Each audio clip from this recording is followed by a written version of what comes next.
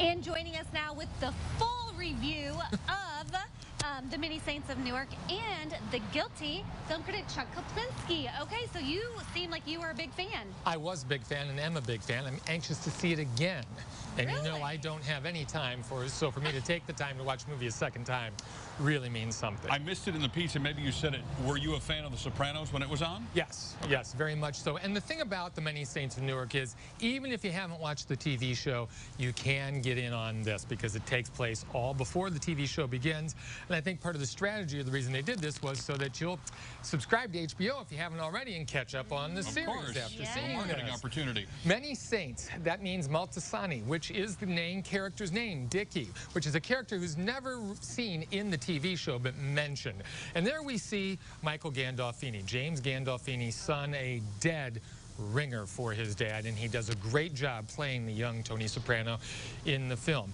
Dickie is not his uncle, but definitely his mentor, played by Alessandro Nivola, and this is a conflicted guy. He likes the mob life, he loves everything that comes with it, but he also has a problem when his dad, played by Ray Liotta, comes back with a young bride who he's instantly attracted to. That's a problem. And she's attracted to him. Oh, even worse. Even a bigger problem. This leads to many poor decisions and a lot of fallout. As I say, if you haven't seen the show, you'll be fine. But if you have seen the show, there are so many little great Easter eggs throughout the show, throughout the movie. We meet all the great characters like Janice, Uncle Junior, Silvio. You see all of these actors and actresses. They've obviously studied the people who are in the show, and the way they bring these characters forward, I had a smile on my face all the way throughout. Engaging movie, great performances. Like I say, don't let the fact that you may not have seen The Sopranos keep you away from this one.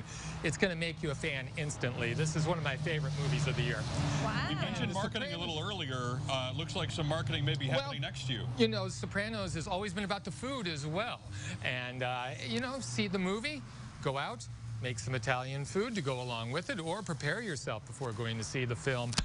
There's nothing like seeing a movie on a nice full stomach. They say to carb up before a marathon, but I would carb up before going to see the movie too. There's a lot to take in, so that's a good idea. Okay, so this one's on HBO. Is it on HBO now? and in theaters. Oh, okay. Let's talk The Guilty. The Guilty, Jake Gyllenhaal, another favorite of mine. Great actor. He's always pressing himself, always finding something new to do. And The Guilty is a remake of a 2018 Danish film, and he carries this movie. Gyllenhaal plays a cop named Joe Baylor, and he has been assigned to the 911 center in Los Angeles, and that's where the entire film takes place, within this call center. And all we see throughout the movie, basically, when we're not cutting away to screens or other things that are going on within the room, is him.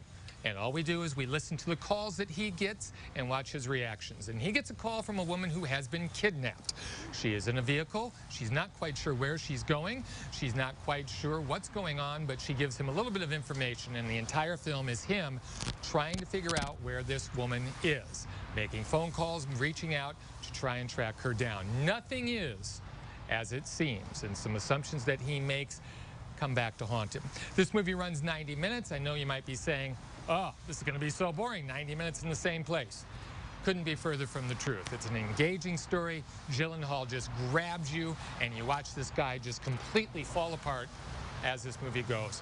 If he's not remembered at Oscar time, it will be a shame. But where does The Guilty come from? The Guilty come from? Well, as he is dealing with this situation, we find out some things about his past that he has to confront, and he's very much in denial about a lot. I will say I greatly appreciate when filmmakers try to go out on a limb like this and do something different. Now, it doesn't always work, but when it does, it's really nice to see something a little bit out of the ordinary that's not just the second or the third or the fourth edition of the same thing. And this is on Netflix, and it even kept my 17-year-old son engaged. Wow. So there you go. Okay.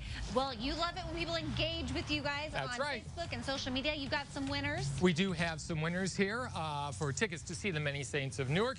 Brenda White, Rhett DeFranco, David Teets, Dawn Burr, Elma Powell, Kristen Powell, Lindsey Brownfield, Marcia Slack, Mary Kimball, Cheryl Conopak, and Scott Woodrum. You will be getting something in your email so that you can get tickets to go and see the film. And again, remember, as Tim says, carb up before you go.